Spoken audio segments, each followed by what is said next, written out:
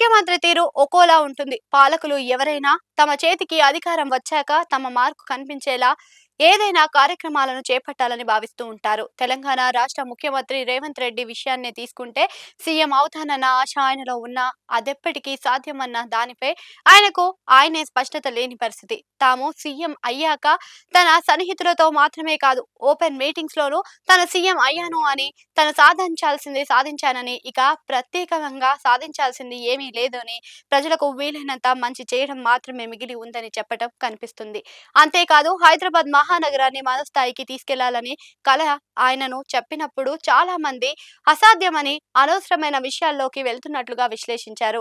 అయితే తను చేసే పనులపై తనకు ఎంత స్పష్టత ఉందన్న విషయాన్ని సీఎం రేవంత్ రెడ్డి విడతల వారీగా అందరికీ అర్థమయ్యేలా చేస్తున్న పరిస్థితి. మాటలకే తప్పించి చేతులకు సాధ్యం కాని మూసి పునరుద్ధీకరణ పనులను దశల వారీగా పూర్తి చేసి హైదరాబాద్ మీద తన మార్కును వేయాలన్న తపన ఆయనలో కొట్టొచ్చినట్లుగా కనిపిస్తుంది. మూసి పునరుద్ధీకరణ సంబంధించిన పనులు ఒక పక్క జరుగుతున్న వేళలో బాపు ఘాట్ వద్ద మధు పార్క్ రిచ్ అనే ఒక భారీ అపార్ట్మెంట్ ఒకటైతే ఉంది. దీని ప్రత్యేకత ఏంటంటే ఈ భారీ భవన సముదాయంలో ఏకంగా 600 కుటుంబాల నివాసాలు ఉంటున్నాయి. అందరూ మధ్య తరగతి, ఎగువ మధ్య తరగతికి చెందిన వారే. ఇదంతా ఒక ఎత్తు అయితే, సమాజాన్ని ప్రభావితం చేసే పెద్ద పెద్ద జర్నలిస్టులు మాత్రమే కాదు, సోషల్ మీడియా ఇన్ఫ్లుయెన్సర్లు ఉన్నారు. వీరు బయటకు రాకుండానే ప్రభుత్వం మీద భారీ ఒత్తిడి తీసుకొచ్చే స్థాయికి వారు సొంతం చేసుకున్నారు. చివరకు బాపు ఘాట్ వద్ద చేపట్టే డెవలప్మెంట్ పనుల కారణంగా 600 కుటుంబాలు ప్రభావితం అవుతున్నాయని, ఆ ప్రాజెక్ట్ కు ఆపడమే మంచిదన్న రీతిలో జాతిపిత మహాత్మా గాంధీ మనవడు సైతం సోషల్ మీడియాలో పోస్ట్ పెట్టించేలా సామర్థ్యం ఎక్కడ ఉన్న వాళ్ళు సొంతం. ఇక్కడ ప్రస్తావించాల్సిన మరో అంశం ఏంటంటే, మధు పార్క్ రిచ్ అపార్ట్మెంట్ లో కొంత భాగం బఫర్ జోన్ లో నిర్మించింది. నిబంధనలకు విరుద్ధంగా కొంత ఉన్నప్పటికీ అప్పటి అధికారులు పాలకుల పుణ్యమా అని చట్టబద్ధంగా నిర్మిండం చేసినట్లుగా పత్రాలు ఉన్నాయి. మూసీ ప్రాజెక్టు, ముఖ్యంగా గాంధీ సరోవర్ ప్రాజెక్టుకు పెద్ద ఎత్తున వ్యతిరేకిస్తున్న మధు పార్క్ రిచ్ అపార్ట్మెంట్ వాసులను ఆవేదన, వారి ఆగ్రహం ముఖ్యమంత్రి రేవంత్ రెడ్డి వరకు వెళ్లటం, అదే సమయంలో ఈ ఉదాంతం రేవంత్ ప్రభుత్వాన్ని తీవ్రంగా ఇరుకున పడేసిన కంచ గజ్జిపోలి ప్రాంత స్థలాన్ని అమ్మకుండా అడ్డుపడ్డ వైనంలో పలువురు పోల్చడం గమనార్హం. కంచె గచ్చిబౌలి ఉదాంతం రిపీట్ కాకుండా ముఖ్యమంత్రి రేవంత్ ఏం చేశారు ఉత్కంఠగా చాలా మంది ఉన్నారు. ఇలాంటి వేళ అనూహ్య రీతిలో మహిళా దినోత్సవం సందర్భంగా తాను చేసిన ప్రసంగంలో ఈ మధు పార్క్ రిచ్ అపార్ట్మెంట్ ఉదాంతాన్ని ప్రస్తావించిన సీఎం రేవంత్ రెడ్డి అనూహ్య రీతిలో ప్యాకేజీని ప్రకటించారు. ఆయన ప్యాకేజ్ విన్న తర్వాత ఎవరు వేలెత్తి చూపించని విధంగా ఉండటం ఇక్కడ అసలు ట్విస్ట్ గా చెప్పాలి.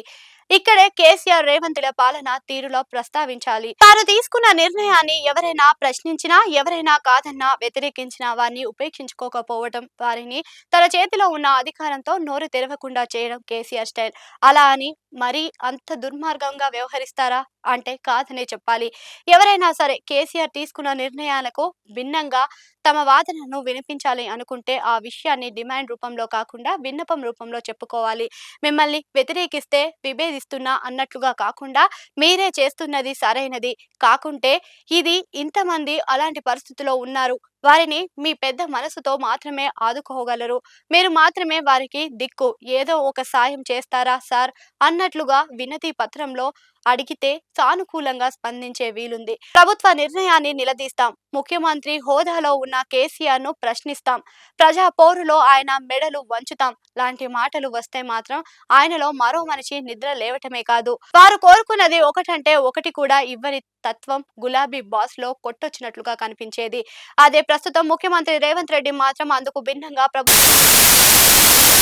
తన తప్పులు పడుతున్నా, ఆందోళన చేస్తున్నా వాటిని ఫీడ్‌బ్యాక్ రూపంలో తీసుకొని అందరినీ కలుపుకుంటూ పోవటాన్ని వీలుగా ఏం చెయ్యాలో అన్నట్లుగా వ్యవహరించడం, ఆందోళనని ఒక స్థాయికి వరకు తీసుకెళ్లేవారు.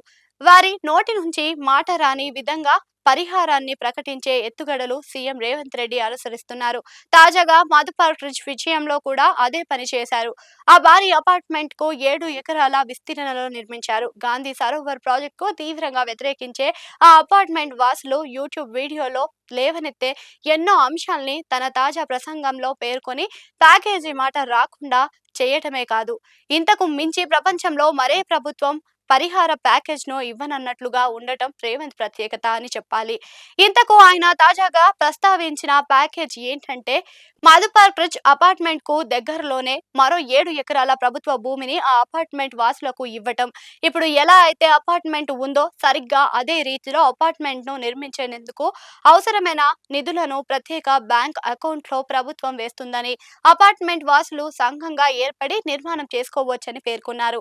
అదే సమయంలో మధు రిచ్ అపార్ట్మెంట్‌లోనూ ఇప్పటికప్పుడు తొలగించమని, దశల వారీగా కూలగొడతాము అని చెప్పడం ద్వారా తక్షణ ప్రమాదం ఏమీ లేదన్న అభయాన్ని ఇచ్చేశారు. అంటే ఇప్పుడు వాళ్ళు ఉండే ప్రాంతానికి చాలా దగ్గరలో వారున్న అపార్ట్మెంట్ తరహాలోనే మరో భారీ నివాస సముదాయాన్ని నిర్మించుకొని అక్కడకు షిఫ్ట్ అవ్వండి. అంటే ఆ అపార్ట్మెంట్ ను ప్రభుత్వం తీసుకుంటుందన్నట్లుగా ముఖ్యమంత్రి మాటలు ఉన్నాయని చెప్పాలి.